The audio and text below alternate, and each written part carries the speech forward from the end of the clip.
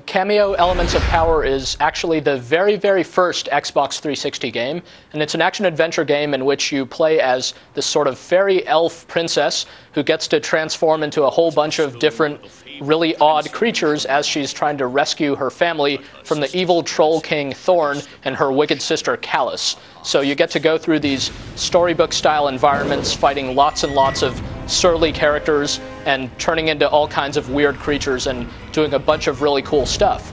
Kameo has actually been in the works for a really long time. It dates back to the Xbox and the GameCube even, as the developer Rare has been toiling at this game for many years and delayed its progress a number of times along the way. Fortunately, you can't really tell that for the most part from the finished product, which is by all means just a really high-quality production, and it looks amazing as you'd probably expect from a next-generation game, and it's got fantastic music and just a lot of really creative stuff all throughout the whole experience.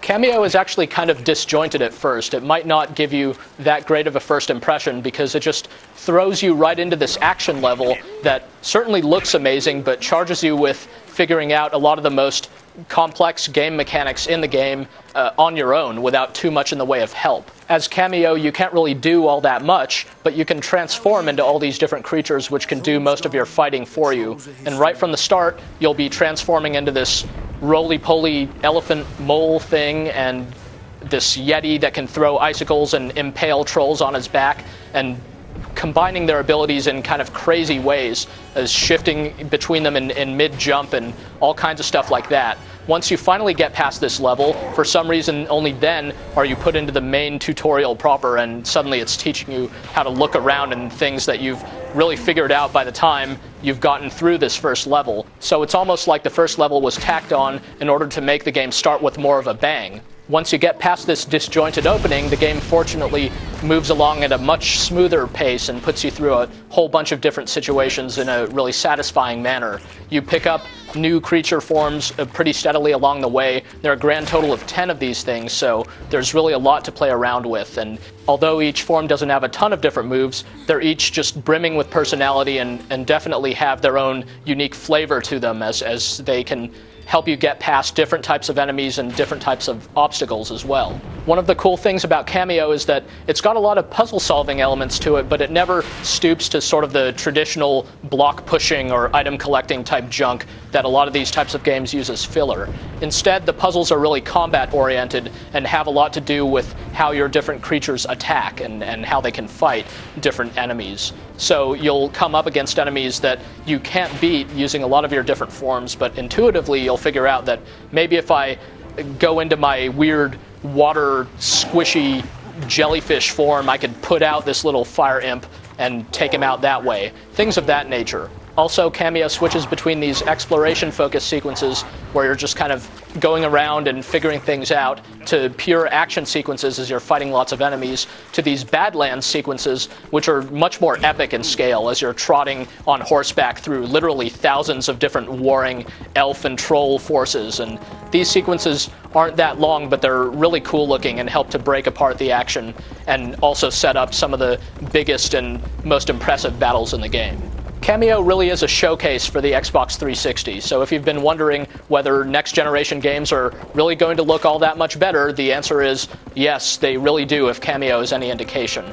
That's provided that you've got a nice home theater-type setup where you could hook this game up to an HD TV to really bring out the best of its visual qualities. It definitely looks superior to most games you could be playing these days, even if you play it on a standard TV, but you really need a high-definition setup with your surround sound and all that stuff to experience this game's presentation to its fullest. The other thing about Kameo is that even though the Xbox 360 is a new system and all that, this is just a great game by any standard. It's a fun, creative, interesting action-adventure game, and there aren't a ton of games like this anymore, certainly not ones that help balance kind of familiar mechanics. It's very easy to pick up and play this game, but also just have a lot of creativity to them, as this game does, which you can immediately see just from looking at the different creature forms and getting to play around with them a little bit.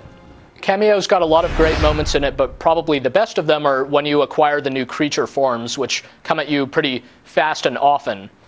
These new forms, they're all kind of unique in their own right. It's really hard to ultimately decide which one is your favorite, since they're all just really different and pretty funny, each in their own way. They make different noises as they walk around. You'll hear some of them kind of chuckling to themselves as they're fighting. So they're each really different characters. They're not just these little different graphic swaps of Kameo. They control differently and play differently. So it's really cool once you're laid into the game to get to readily switch between them as the levels challenge you to figure out how to get through different scenarios using all the different abilities that you've acquired. The only problem is Kameo is pretty short. It seems like the game definitely could have been longer, and it throws these new forms at you, really more rapidly than it seems like it could have.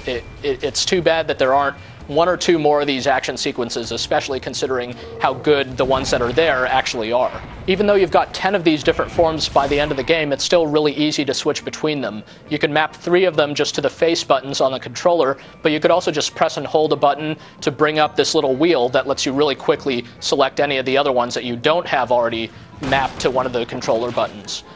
The main actions of the game, meanwhile, are mapped to the triggers, so it's really intuitive to control the game after a while, and that's especially true since the Xbox 360 controller is going to make for a pretty familiar experience. It's not unlike the Xbox controller that you're already probably used to.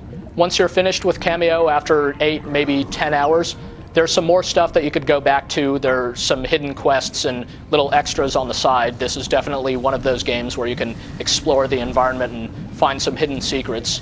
But it's really the main quest where the brunt of the game lies. There is a 2-player co-op mode which you could play in a split screen, but this co-op mode isn't all that great because it just throws you into the same action levels that you've already experienced. In fact, you have to unlock them before you can access them in co-op mode. Except you've got 2 players running around instead of 1. The game doesn't even differentiate between who's player 1 and who's player 2. They both look identical, and these levels were designed apparently around 1 character, so the co-op mode really isn't all that special. But hey, if you've got 2 people in your house fighting over control over the Xbox 360, that's one way to help mitigate the situation, I guess. Kameo Elements of Power really is a rock-solid launch title for the Xbox 360 and sets a high standard for the system as far as action-adventure games are concerned. It's worth noting that this is probably the most family-friendly of all the Xbox 360 launch titles, but don't take that to mean that Kameo is just for kids, because it's got enough really cool stuff in it for any game player, pretty much regardless of that person's experience. And it's just really fun to look at, fun to play, and has all kinds of quality kind of oozing out of every pore, even when you're not playing as the weird jellyfish-like creatures in the game. So Kameo is well worth checking out, and it's going to be a great way to spend some of your first hours with the system if that's a route you want to go down.